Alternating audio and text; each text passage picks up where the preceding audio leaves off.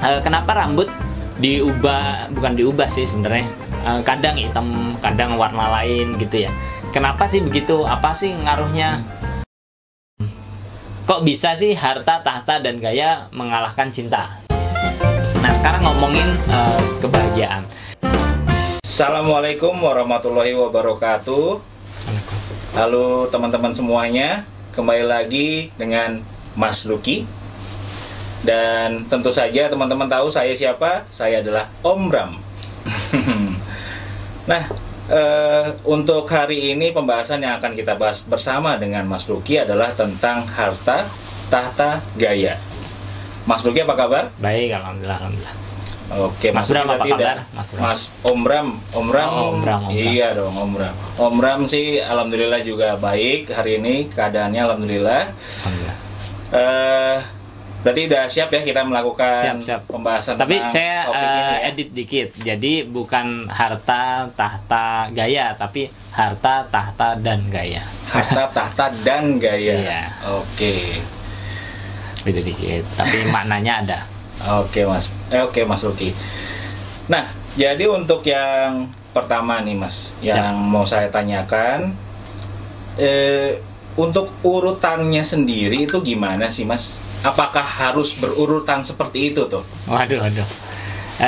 Ya, makasih ya. Ini langsung saya tektok aja ya. Iya. Okay. Jadi harta, tahta, dan gaya. Ini kenapa kita angkat? Karena hal yang umum lah kita bahas ya. Mungkin saya nggak terlalu masuk ke hal-hal teoritis yang bisa teman-teman googling juga. Tapi lebih ke hal-hal yang apa yang kita rasakan gitu ya. Pertama harta, kemudian tahta, dan satu lagi biasanya kan wanita. Tapi wanita ini kita ganti gaya. Kenapa? Karena yang pertama sebenarnya kita ada istilah kan seksis gitu ya. Seksis itu artinya apa tuh Mas tadi? Seksis. Jadi seksis. cenderung mengakomodir satu jenis kelamin tertentu gitu. Kalau harta, tahta, dan wanita itu artinya kan biasanya untuk laki-laki. Padahal sebetulnya wanita pun punya kesempatan untuk memilih pria gitu ya. Dalam artian dia kan bisa menolak juga kalau misalnya dilamar, dia koordinasi dengan orang tuanya untuk menolak sang pelamar kan bisa juga. Jadi tapi bukan alasannya itu. Bagi sebagian dari kita itu lebih, ini kan sekarang kita mau bahas apa sih sebenarnya? Kita mau bahas sesuatu yang excited buat kita ya, sesuatu yang menyenangkan gitu, yang buat kita bersemangat gitu ya dalam hidup. Biasanya itu adalah harta, tahta, dan wanita. Sesuatu yang dianggap goal lah gitu ya, tujuan di dalam menjalani kehidupan di dunia ini gitu. Tapi bukan berarti goal yang betul-betul ukhrawi ya. Ukhrawi tetap itu kita prioritaskan, tapi lebih kita bahas hal-hal yang santai-santai sih sebetulnya. Yang mau dibahas sebenarnya di sini hal-hal yang santai.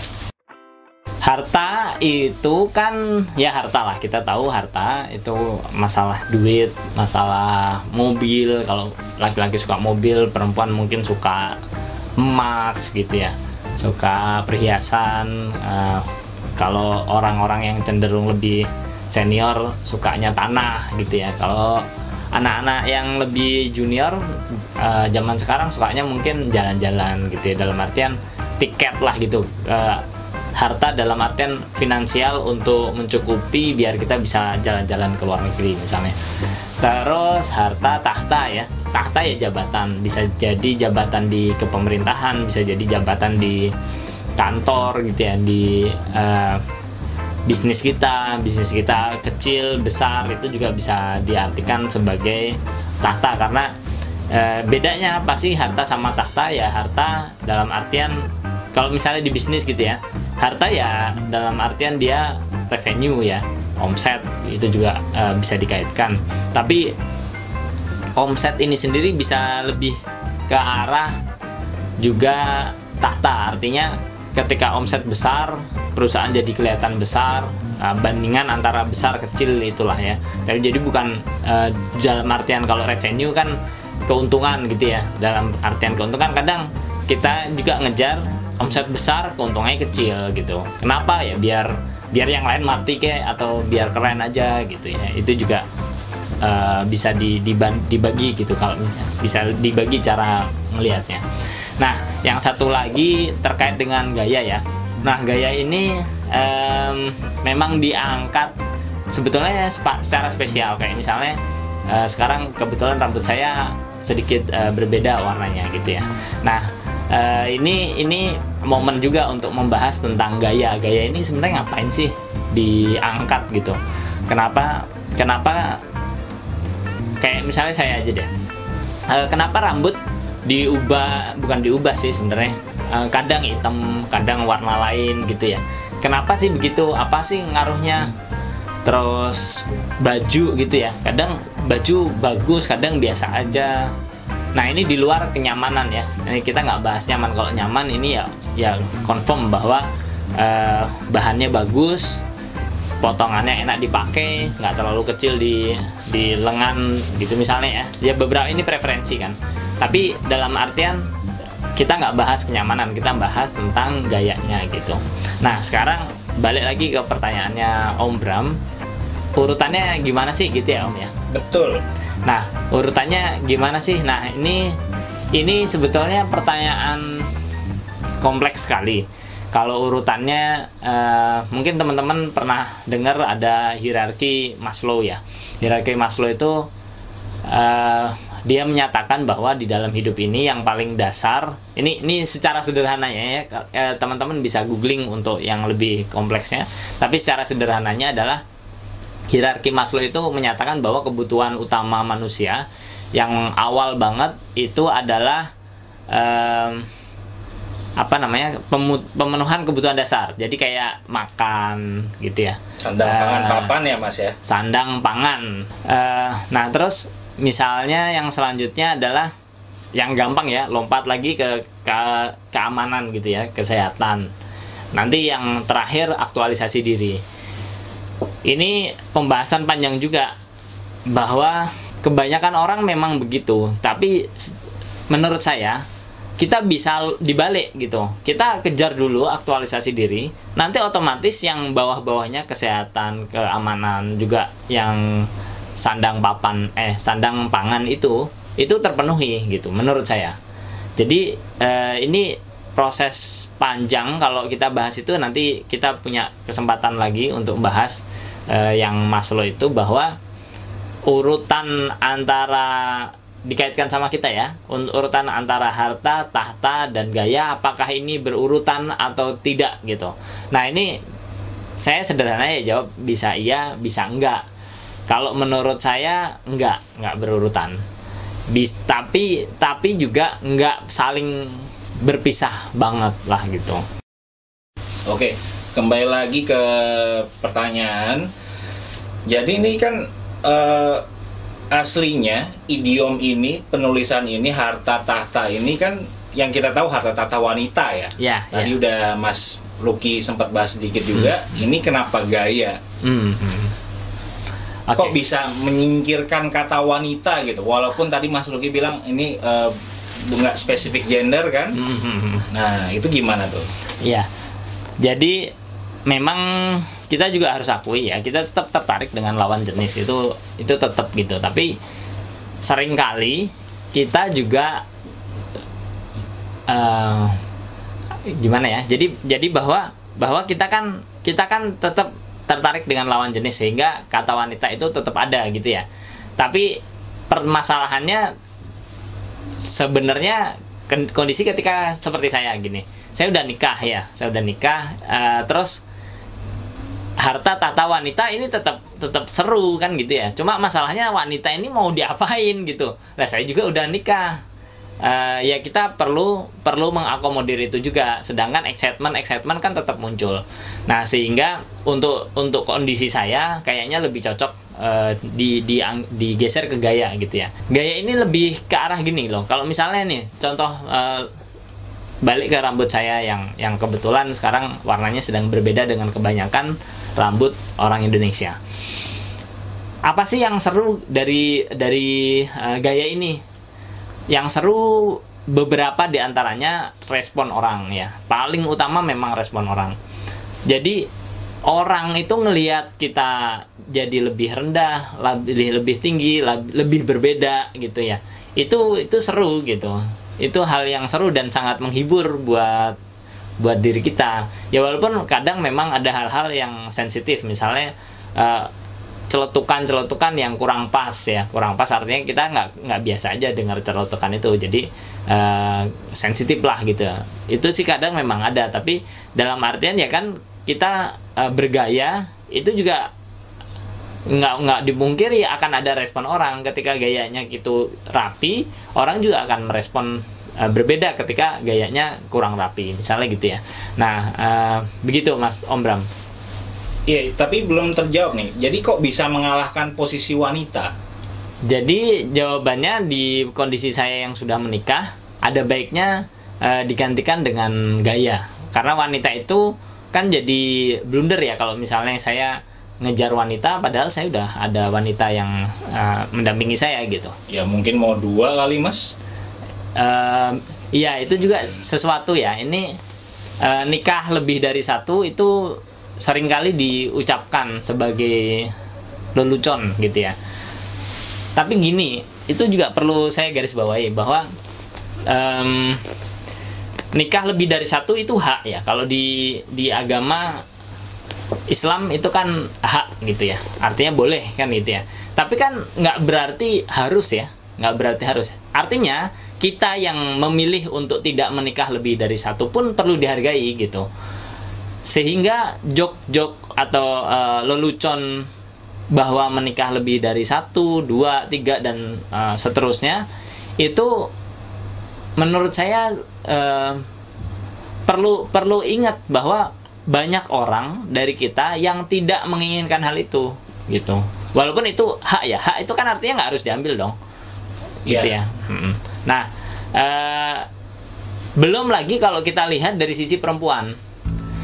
Ketika kita melontarkan lelucon itu, cenderung mereka tersakiti ya. Ya itu haknya juga kalau misalnya ada teman bilang ya terserah lah kalau mereka sakit atau enggak. Tapi kan kita harus nggak boleh melupakan bahwa ada pihak dari sisi perempuan yang agak ada perasaan yang kurang nyaman lah dengan itu, sehingga ya kondisinya bahwa perlu dipahami bahwa itu pun isu sensitif sebetulnya. Oke. Gitu.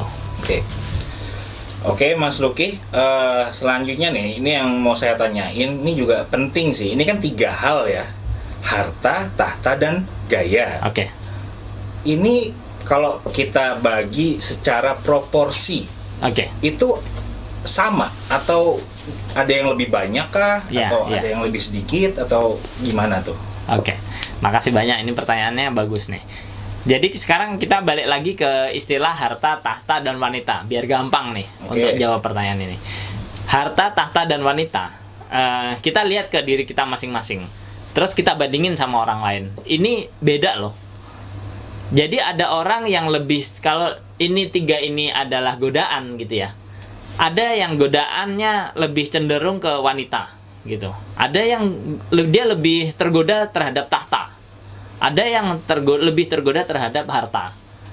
Artinya apa? Artinya ya memang ini harta, tahta, dan wanita ini 3 godaan yang seringkali membuat kita semangat. Porsinya masing-masing. Apa penyebabnya? Kok beda-beda? Banyak. Kalau kita ngomong ini banyak. Kalian bisa lihat di literatur-literatur, di antaranya memang terkait dengan masa lalu gitu ya. Masa lalunya, kalau misalnya orang yang masa lalunya cenderung struggling di bagian fisik, mungkin lebih cenderung ke arah wanita gitu ya, yang membuat dia excitement. Mungkin orang yang strugglingnya di bidang keuangan lebih pengen banget jadi orang kaya gitu. Kalau orangnya biasa-biasa di negara-negara yang cukup maju, misalnya kita hidup di Jepang atau di Singapura misalnya gitu ya. Nah itu nggak terlalu tuh punya keinginan, cenderung nggak terlalu punya keinginan untuk menjadi orang terkaya nomor sekian gitu. Nggak terlalu begitu, karena ya udah cukup aja, mereka hidupnya cukup dan seterusnya. Paling yang mereka pengenin apa sih, petualangan gitu misalnya ya, hal-hal seperti itu. Jadi jawabannya sederhana, antara harta, tahta, dan gaya proporsinya bagaimana tergantung masing-masing orang. Oke Mas Uki, selanjutnya nih, ini kalau kita lihat ya, ini agak menjurus sih, tapi Boleh. harta kok bisa mengalahkan cinta ya Mas? Oke. Pertanyaannya sulit sekali nih. Harta bisa mengalahkan cinta. Nah sekarang mungkin saya generalisir dulu ya, bahwa kita kan bahas harta, tahta, dan gaya ya. Artinya kita ngomong perbandingan harta, tahta, dan gaya terhadap cinta gitu. Kok bisa sih harta, tahta, dan gaya mengalahkan cinta gitu ya. Nah gitu ya. Spesifiknya ke harta aja sih. Oh gitu. Iya. Wah ini mah curhat ya kalau gitu. Kalau tahta dan gaya kan itu hal kayak achievement masing-masing orang. Tapi kalau harta, kepemilikan dari si orang itu sendiri. Tapi kok bisa ya mengalahkan cinta? Ini kayaknya cenderung curhat. Jadi yang saya tangkap berarti kok bisa sih orang kaya ngalahin orang yang dicintai gitu ya? Enggak. Jadi kita bahasnya, kok misalnya ada nih si orang yang ganteng banget, yang dia udah pacaran bertahun-tahun. Ini kayak curhat ya jadinya ya? Iya.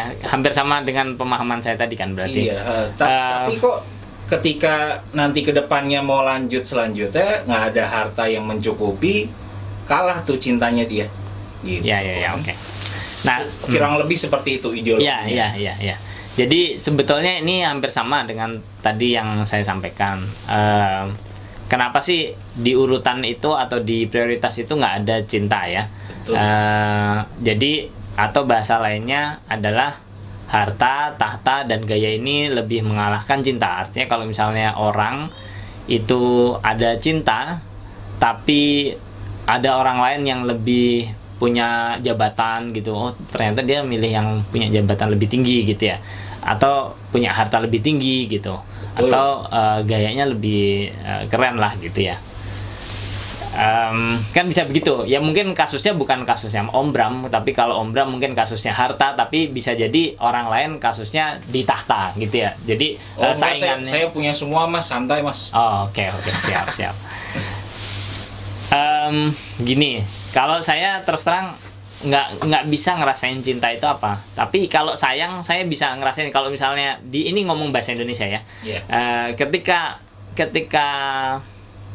kita terhadap seseorang, saya bisa tuh ngerasain saya sayang nggak sama dia gitu. Tapi kalau cinta ini buat saya deskripsinya agak sulit, ambiar gitu. Ketika saya pikirkan nggak masuk konsepnya cinta ini. Jadi saya sebetulnya nggak gitu bisa memahami cinta itu kayak apa. Tapi kalau sayang saya lumayan bisa memahami. Kayak misalnya saya ke anak saya gitu ya sayang gitu, saya bisa ngerasain gitu ya. Saya ke istri saya dulu waktu mau nikah, saya sayang gitu.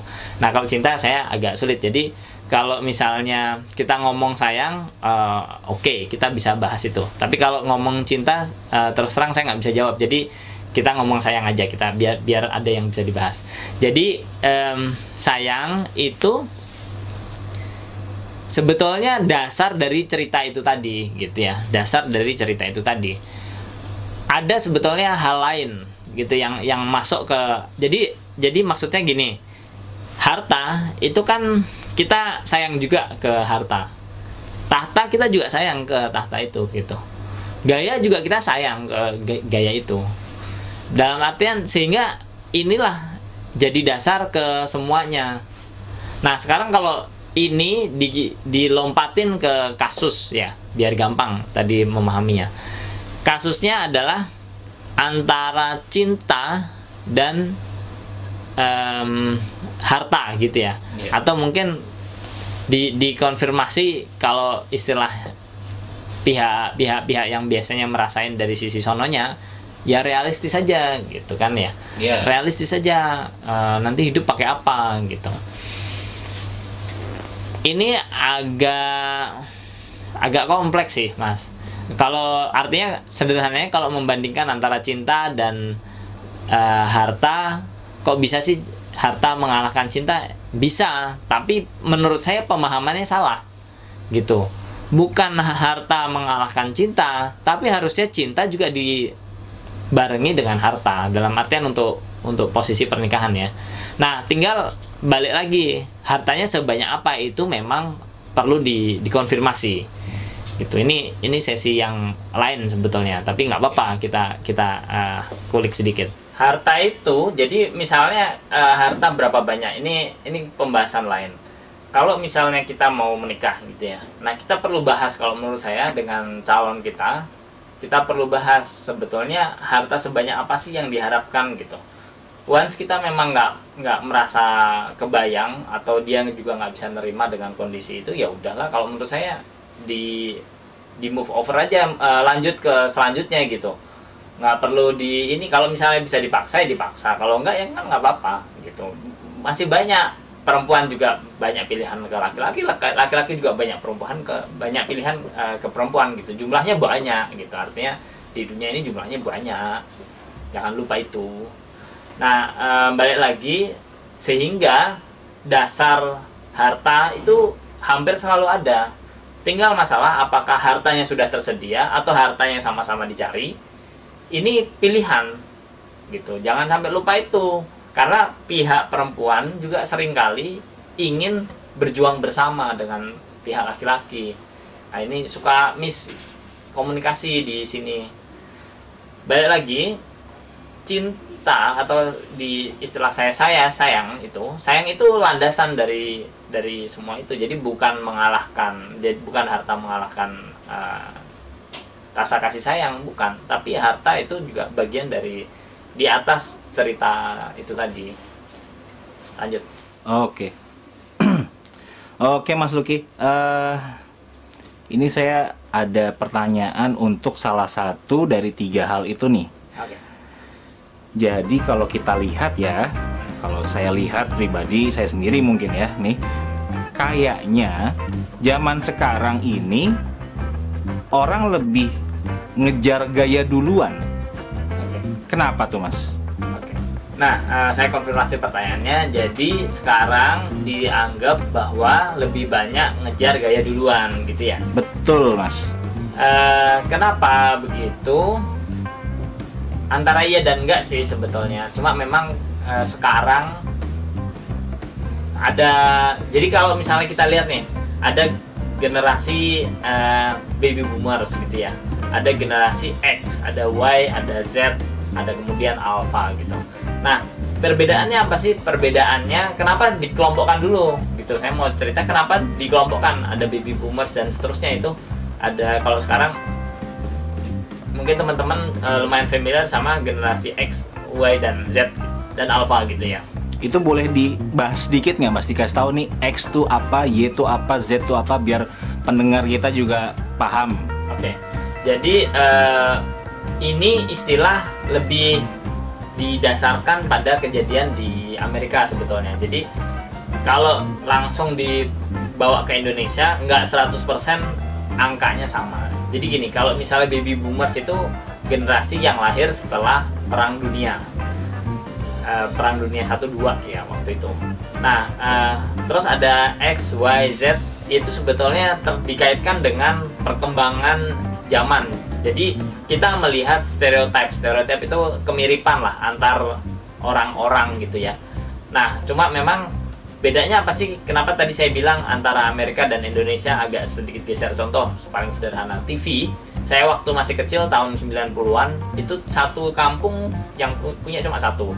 Padahal di Amerika kejadian TV di masing-masing rumah itu punya TV tahun 80-an udah banyak gitu. Tahun 70-an kita tahu sendiri, mereka sudah mulai memiliki itu. Artinya perkembangan anak-anak kayak saya yang masa tumbuhnya di usia-usia SD-nya itu adalah di tahun 90-an, itu lebih mirip ke orang-orang Amerika yang masa pertumbuhannya di tahun 80-an. Inilah pergeserannya begitu. Cuma kalau sekarang kita ngomong zaman sekarang banget ya nggak terlalu beda jauh generasi di Amerika dan di Indonesia ya. Ya kita ngomong yang yang ekstrim-ekstrimnya gitu. Nah sekarang baby boomers itu orang dulu perang sudah selesai. Perang udah selesai, orang mulai pertumbuhan perekonomian mulai naik. Nah, kalau perang itu kan habis-habisan. Jadi kayak misalnya gedung-gedung dihancurin gitu. Pabrik-pabrik itu diubah jadi pabrik pesawat, misalnya pesawat tempur gitu. Pabrik yang dulunya bikin mesin jahit jadi harus bikin tank gitu. Nah, ini kan masalah, dan itu tank itu kan dihancurkan. Jadi bener-bener hancur, orang juga banyak yang meninggal. Terus setelah itu masuklah generasi baby boomers ketika orang-orang mulai lahir gitu ya, bisa hidup secara normal, perekonomian mulai naik lagi. Kenapa? Karena nggak dihancur-hancurin itu kan ya. Nah sekarang masuk ke generasi X ya. Generasi X ya sederhananya kayak diantaranya saya lah gitu ya. Generasi yang sudah mulai melihat dunia luar gitu. Generasi yang mulai bertumbuh dengan gadget juga, tapi gadgetnya ketika saya sudah mulai dewasa. Bedanya apa ya? Beda dengan cara kita melihat. Sederhananya ya, ini saya buat ekstrim kanan ekstrim kiri aja. Jadi kalau sekarang teman-teman mungkin sebagian besar dari viewer saya adalah generasi milenial ya, atau generasi ada Y, ada Z gitu ya. Jadi kalian ini, teman-teman ini sudah mulai dengan mudah melihat dunia luar, pemandangan-pemandangan indah yang ada di Tiongkok, yang ada di Arab tapi bukan di Saudi gitu ya. Terus kesempatan untuk ngerasain rally Dakar atau berseluncur di atas padang pasir, atau ngelihat aurora gitu ya. Kalau cewek-cewek kan lagi pada suka nih, lihat aurora dong gitu ya. Itu juga sama. Terus mungkin nanti kalau setahun 2 tahun lagi mulai ada pergerakan yang suka naik trekking di Machu Picchu gitu ya, sampai ke Amerika Latin. Kalau sekarang kan di Indonesia belum sampai lah, Amerika Latin masih jarang. Tapi kalau misalnya main-main ke Turki gitu ya, kan udah mulai banyak wisata Turki. Terus di sekitar Nepal itu udah mulai ini kan. Nah, jadi artinya begini, bahwa karena kita tahu dunia luar itu seperti apa dan itu sama seperti kita, jadi hubungannya ini lebih mudah, lebih cepat ya, karena ada internet kan. Itu artinya real time ya. Kayak misalnya video call, chatting. Sekarang ada chatting video gitu ya, random. Kalau dulu zaman saya tahun 2000-an kan ada chatting ini random MIRC ya. Nah kalau kalau sekarang ada kayak misalnya Ome TV gitu ya.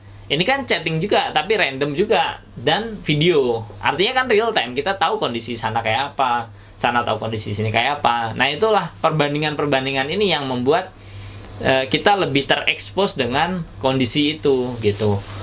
Kondisi bahwa gaya ini lebih penting lah, lebih tinggi nilainya karena lebih terekspos aja. Kira-kira kondisinya begitu. Saya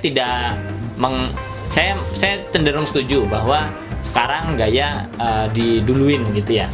Kayak misalnya saya jalan-jalan gitu. Saya jalan-jalan sebetulnya ada tujuannya, kayak ketemu teman-teman gitu ya. Terus ada urusan-urusan tertentu. Tapi di sisi banyak orang ngelihatnya ya gaya aja gitu. Wah, gaya ya bisa gini gitu. Lanjut Mas. Oke Mas Lucky, terima kasih. Wah, udah zamannya udah pernah ngerasain MIRC ya. Kalau chat pertama tuh ASL pertanyaannya, Age, Sex, Location. Oke, lanjut pertanyaan selanjutnya nih Mas. Dari 3 hal ini, yaitu harta, tahta, dan gaya, hal apa sih yang paling penting dan kenapa? Waduh. Basically pertanyaannya saya bikin sederhana, sama dengan pertanyaan sebelumnya. Jadi porsi dan mana yang paling penting saya anggap samalah, bahwa itu masing-masing orang berbeda tergantung ininya masing-masing. Saya cuma mau menggarisbawahi bahwa gaya itu juga sesuatu yang dominan gitu ya, yang bisa dijadikan hiburan lah gitu, hiburan dalam, ya tentu balik lagi ya, tentu kita sama-sama perlu mengangkat hal-hal ukhrawi, hal-hal yang terkait dengan akhirat. Tapi dalam hal ini kita membahas tentang yang kita lakukan secara tidak apa ya, tidak terlalu ini banget lah. Kalau akhirat ini kan ya tentu itu prioritas utama gitu ya. Tapi ini hal-hal yang ini ya saya cuma menggarisbawahi bahwa ada gaya loh di situ gitu, yang sebenarnya juga seru-seruan lah gitu. Jadi kalau mana yang lebih penting ya itu masing-masing sih memang. Kenapa masing-masing orang beda ya, kecenderungannya terkait dengan masa lalu. Oke, berarti kembali ke individu masing-masing Mas ya. Iya. Nah, dari tiga hal ini kan seperti sandang pangan apa sih? Sandang pangan papan. Sandang pangan papan ya Mas ya. Apakah tiga hal ini juga bisa membuat Anda puas dan bahagia? Begitu sih. Puas dulu ya. Puas dan bahagia menurut saya perlu dipisah. Tapi ya kalau mau digampangin ya sama. Tapi sebenarnya basically menurut saya sih berbeda gitu ya. Karena gini, bahagia ini saya merasa bahwa kita sedih pun kita bisa bahagia. Tapi kita sedih kita bisa puas, kayaknya nggak gitu deh gitu ya. Tapi ya udahlah, ini dia mau dianggap pisah atau mau dianggap sama nih Mas Bram, Om Bram nih? Dipisah. Ini makanya saya dipisah aja ya. Adalah Anda puas dan bahagia. Oke. Sekarang ngomongin puas dulu. Puas itu basisnya adalah target kalau menurut saya. Artinya ketika kita punya target, ya kita bisa bilang bahwa kita puas gitu. Kalau nggak punya target agak sulit. Mau dikasih berapa ya nggak puas-puas gitu ya. Kenapa ya? Karena kalau nggak punya target gimana? Kamu mau jalan kemana? Nggak tahu nih jalan kemana. Lah kan kalau nggak tahu terus bingung juga tuh posisinya udah puas, nyampe puas itu dalam artian targetnya tercapai atau enggak ya, kalau dari isi saya ya nggak bisa gitu, sehingga ya perlu ditargetin dulu. Nah bagus juga terhadap kayak misalnya gaya gitu ya, gaya mau gayanya seperti apa sih gitu, seperti apa. Kalau misalnya nggak ada targetnya ya nggak habis ya jadi kendala, jadi masalah. Udah kayak gini nggak ada syukurnya gitu dan seterusnya ya, nggak ada puasnya lah gitu. Sehingga menurut saya tetap ada targetnya. Harta juga sama, kita bikin target nggak apa-apa, tapi perlu diketahui bahwa targetnya semakin tinggi, kita juga ada pengorbanan yang harus kita keluarkan semakin tinggi gitu. Harta, tahta pun sama.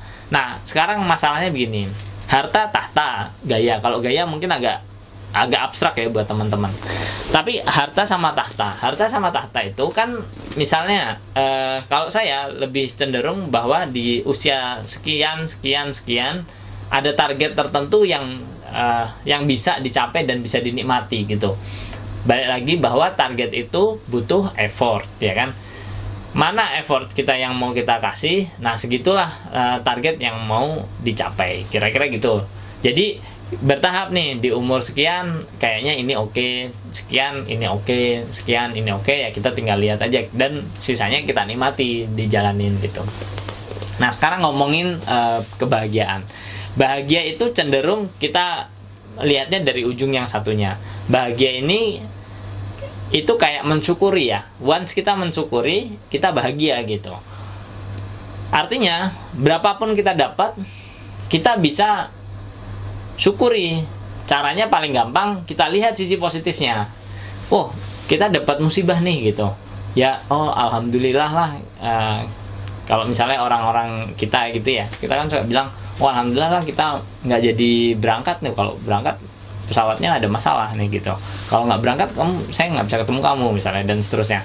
Nah itu dari sisi lainnya, dari sisi ujung yang sononya gitu cara ngelihatnya.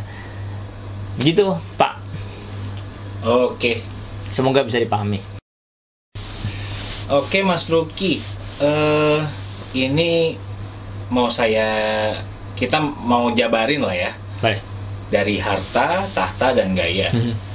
Dari hal-hal tersebut, masing-masing hal itu seperti harta, tahta, dan gaya, itu apa sih yang dimaksud harta di sini? Karena kan harta itu bisa macam-macam ya, bukan melulu uang. Benda pun juga harta. Terus tahta itu apa sih? Kalau tahta di keluarga, kita jadi kepala keluarga itu udah tahta sendiri. Oke. Gaya kan itu masing-masing individu ya. Betul. Nah, jadi gimana tuh? Oke. Definisi dari masing-masing harta, tahta, dan gaya gitu ya. Betul. Jadi harta, tahta, dan gaya. Yang paling gampang tahta dulu. Tahta adalah terkait dengan posisi kita dibandingkan dengan orang lain. Artinya kalau tadi saya kasih contoh perusahaan, ya perusahaan lebih keren atau enggak gitu ya. Itu juga bisa dibilang sebagai tahta kalau menurut saya. Kalau di bisnis kita suka ngelihat bahwa oh si ini diundang nih seminar misalnya gitu ya. Itu kan artinya juga bahwa bukan dari sisi keuntungan dia berapa, bisa jadi keuntungannya lebih sedikit tapi dia lebih keren, dalam artian kalau di bisnis itu kan tahta lah gitu nyebutnya. Nah, semoga bisa dipahami kalau tahta ya, lebih mudah karena ini urusan status lah gitu. Gimana Om Bram? Ini oke ya? Strata ya berarti ya? Oke, terkait dengan strata. Jadi perlu ada perbandingan dengan orang. Harta pun basically sama, cuma harta kita sebenarnya sesi ini ngomong sangat filosofis ya. Mungkin nggak begitu mudah untuk dipahami ya. Semoga ada manfaatnya lah ya. Amin.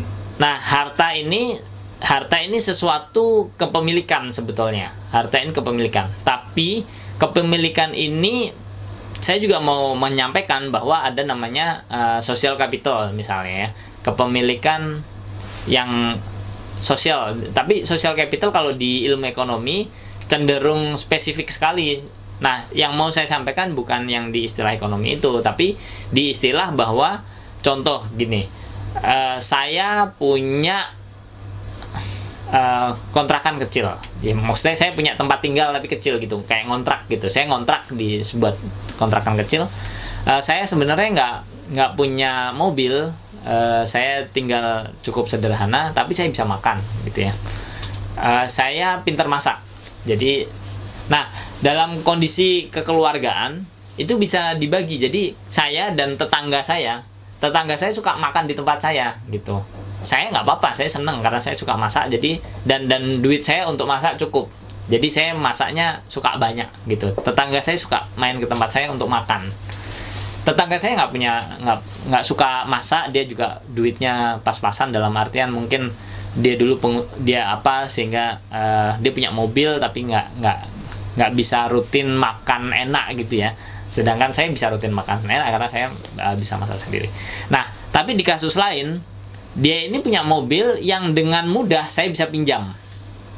Jadi mobilnya mobil dia, tapi kalau saya butuh saya bisa pinjam dia. Mobil ini bisa saya akses dengan mudah. Saya nggak perlu punya mobil. Nah, ini juga harta sebetulnya. Gitu. Jangan lupakan ini. Jadi teman-teman kita ini juga harta kita. Bukan dalam artian kepemilikan pribadi, tapi dalam artian kepemilikan kepenggunaan lah gitu ya. Sekarang ngapain punya mobil banyak kalau nggak bisa dipakai kan? Nah, salah satu tujuan dari mobil ini kan ketika kita mau bepergian, dia alat transportasi yang bisa kita pakai. Nah, sekarang balik lagi ke harta itu tadi. Jadi harta ini kalau yang sederhana ya diartikan sebagai sebuah kepemilikan. Apa yang dia miliki, yang dia bisa akses, yang bisa dia gunakan, itu harta. Nah, kalau misalnya sudah menjadi harta ini sesuatu yang dipamerkan itu urusan lain lagi ya, urusan lain lagi. Apapun sebetulnya bisa kita pamerin gitu. Tapi pada dasarnya itu, semoga bisa ditangkap ya. Bisa. Oke. Nah, satu lagi adalah gaya. Gaya ini cenderung penampilan memang, baik itu penampilan fisik, penampilan visual maupun yang lain gitu ya, terkait sama indera kita. Jadi kayak misalnya badannya besar itu juga termasuk gaya kalau menurut saya. Jadi ini sesuatu yang kita juga angkat gitu, Tapi saya mau sampaikan begini, ini kalau definisi cenderung hal mudah. Tapi kenapa sih saya pakai momen ini gitu untuk membahas ini? Saya mau menyampaikan bahwa pada dasarnya kita ini manusia. Itu dulu, pada dasarnya kita ini manusia. Manusia yang pakai bungkus-bungkus, ngerti nggak? Bungkusnya ada harta, bungkusnya ada tahta, bungkusnya ada gaya, bungkusnya mungkin kalau zaman dulu ada wanita gitu. Ini hanya bungkus, jangan lupa. Ini bungkus, jangan pusing di bungkusnya.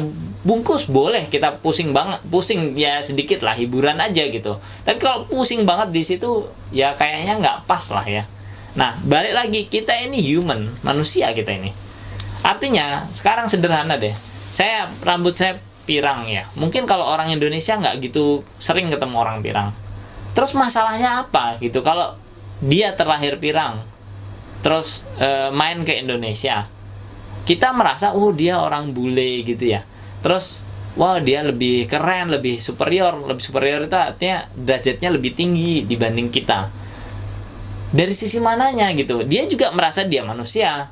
Mungkin buat kita dia itu ganteng banget, tapi buat orang di negaranya sana, dia itu orang yang sangat biasa. Sama, sebaliknya juga sama. Kita, orang Indonesia, ketika kita main ke negara lain, seringkali kita dianggap cakep banget gitu. Seringkali juga kita yang udah di Indonesia cakep banget, di luar dianggap jelek banget gitu. Ya, seringkali. Nah, ini hanya menurut saya ya itu cuma pakaian lah gitu, nggak usah terlalu pusing ya. Tapi tetap perlu pakai dong, pakaian juga tetap harus pakai. Kalau nggak pakai pakaian kan nggak terbiasa lah, nggak normal gitu ya, nggak normal. Yang sederhananya kan gitu ya. Nah, balik lagi bahwa kondisinya itulah yang mau saya sampaikan sebetulnya di momen ini gitu. Silahkan Mas. Oke Mas Lucky, berarti sekarang kita ke pertanyaan-pertanyaan terakhir. Bisa nggak sih Mas, kalau kita itu hidup tanpa wanita, untuk laki-laki ya, dan juga kita tuh mau harta sebanyak apa sih di dunia ini? Saya jawab yang kedua dulu. Yang kedua lebih jadi kayak tadi saya sampaikan bahwa menurut saya untuk biar bisa lebih mudah puas, perlu pakai target gitu. Once kita nyampe ke angka itu berarti kita puas. Nah, itu tapi gini ya, nyampe atau enggak itu kan termasuk effort ya. Kadang kita ada teman kita yang kayaknya sederhana banget kerjanya, tapi kok dia bisa nyampe di harta itu gitu. Kalau kita kok nggak nyampe, ya itu agak sulit lagi. Itu kan udah bandingin ya. Bandingin ya nggak sesederhana itu dibandingin gitu. Bisa jadi teman kita di depan kita kelihatan kayak nggak pintar, tapi ternyata dia pintar banget kan gitu ya. Ya kita nggak bisa lihat itu. Jadi harta sebanyak apa atau sampai semana yaitu masing-masing menurut saya perlu ditargetkan. Yang penting perlu diingat bahwa target tinggi artinya effortnya tinggi. Effort itu apa sih? Usaha atau yang harus dibayarkan, baik itu dari tenaga, waktu gitu. Kalau mau kerja keras ya bisa harusnya, tapi tetap harus realistis ya. Cara realistis itu gimana sih? Dibandingin dengan pola-pola yang sudah ada. Misalnya kita mau kerja jadi tukang becak misalnya ya, yang paling gampang. Tukang becak ini kerja kan berdasarkan otot kaki. Nah sekarang kita hitung aja, satu hari seberapa kuat sih kita genjot becak ini, seberapa jauh gitu. Kalau misalnya sehari normalnya orang itu katakanlah 5 kilo atau 5 kilo lah, itu udah jauh banget. 5 kilo, ya berarti duit yang didapat ya katakanlah 50.000 gitu ya, maksimal kan. Jarak 5 kilo digenjot pakai becak ya 50.000 gitu. Artinya kalau sehari 50.000, sebulan itu kan berarti 1,5 juta kalau tiap hari bisa 5 kilo gitu ya. Artinya kalau misalnya kita sebulan pendapatannya ingin 30 juta, ya nggak bisa dengan cara menjadi tukang becak yang biasa gitu ya. Ya perlu dicari cara lain. Ini hal-hal ini pola. Nggak usah berharap tiba-tiba orang ngasih, ya itu nggak apa-apa, itu boleh doa. Tapi kan dalam artian kalau kita mau bikin target, ya targetnya harus dihitung gitu. Kita mau nggak mengeluarkan waktu segitu. Kalau balik lagi kita kerjaannya sebagai tukang becak, kita mau nggak genjot tiap hari 5 kilo biar bisa dapat 1.500.000 sebulan gitu. Kalau misalnya kita ternyata kuatnya cuma 1 kilo, ya nggak bisa dong bos kan gitu ya. Atau mungkin dipikir cara lain. Orang mungkin tetap sekilo, tapi dia suka kalau naik becak kita misalnya ya, sehingga harganya lebih tinggi. Artinya kan balik lagi, kalau harganya dinaikin, mereka mau nggak naik di becak kita gitu. Kalau pusing nggak bisa ngitung-ngitung kayak gitu, udah hajar dulu, nanti sambil jalan sambil dihitung kalau nggak bisa ngitung. Sekarang balik lagi ke pertanyaan yang pertama. Kalau misalnya apakah kita bisa hidup tanpa wanita? Bisa dong. Kan jantung kita masing-masing. Jantung kita kan ada di diri kita. Kalau jantung kita berhenti, ya itu mati, kan gitu ya. Sederhana, cara kerjanya kan begitu. Kalau otak kita berhenti, jantung kita masih berdegup, itu orang masih dianggap hidup, walaupun kayak mati suri gitu. Artinya kalau misalnya apakah kita bisa hidup tanpa lawan jenis? Bisa. Jawabannya bisa. Pertanyaannya, apakah hidup kita seru kalau tanpa lawan jenis? Ya nggak seseru itu sih memang. Ya memang lebih seru kalau ada lawan jenis, karena banyak yang seru lah kalau ini ya. Kayak misalnya setelah nikah itu banyak hal seru kalau menurut saya sih. Makasih banyak teman-teman ya yang sudah masuk ke sesi yang agak berat ini. Jadi ini adalah saya masukkan ke Raza. Nah, Raza ini memang spesial saya sajikan untuk mencoba membahas di balik suatu hal gitu ya. Saya sebenarnya sangat berharap teman-teman banyak yang bisa ikut mengisi. Nanti kalau misalnya nggak bisa ketemu langsung, kita bisa Zoom.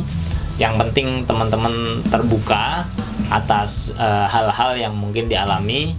Saya sangat berharap teman-teman juga bisa ikut ngisi sesi ini. Masalah sedalam apa ya, sedalam yang bisa kita sampaikan. Tentu kita punya garis bawah hal-hal yang kita tidak sampaikan secara terbuka dan vulgar, itu tetap garis bawah yang umum kita pakai di Indonesia, ya kita tetap pakai. Tapi memang kita mau melihat sedalam apa gitu ya, sedalam yang mungkin bisa kita sampaikan. Makasih kepada Om Bram. Silahkan Om Bram ditutup. Dari saya, Assalamualaikum warahmatullahi wabarakatuh. Oke Mas Luki, terima kasih. Untuk sesi kali ini emang cukup berat ya. Cuma insya Allah teman-teman bisa paham semua tentang pembahasan dari harta, tahta, dan gaya. Dan terima kasih untuk teman-teman pendengar setia dari Mas Luki. Saya Om Bram setia menemani, dan juga Mas Luki. Kami pamit. Insya Allah informasi ini, video ini bisa memberikan hal-hal baru di pemikiran teman-teman semua. Sekian dan saya tutup. Assalamualaikum warahmatullahi wabarakatuh. Waalaikumsalam warahmatullahi wabarakatuh.